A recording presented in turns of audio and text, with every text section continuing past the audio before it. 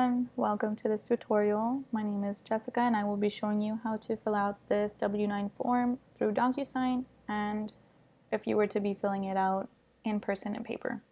So let's get started. First thing here is section 1.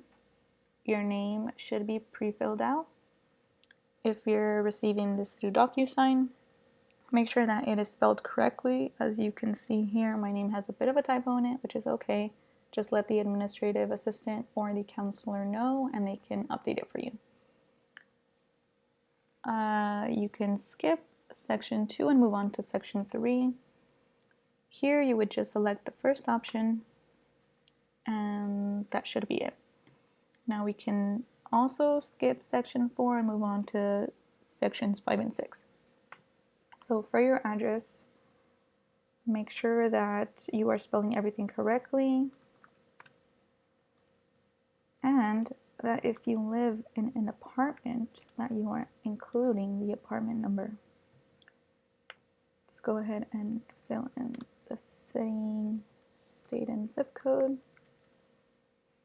and we can move on. Lastly, you would just sign, and the date is pre-filled in for you, and that should be it.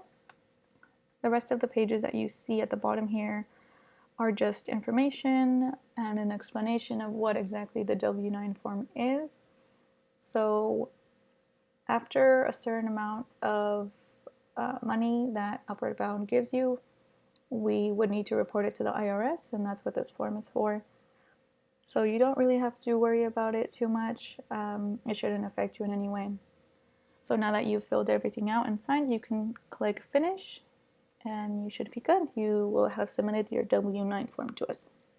Now, if you have this in paper, in person, I can show you what to do here.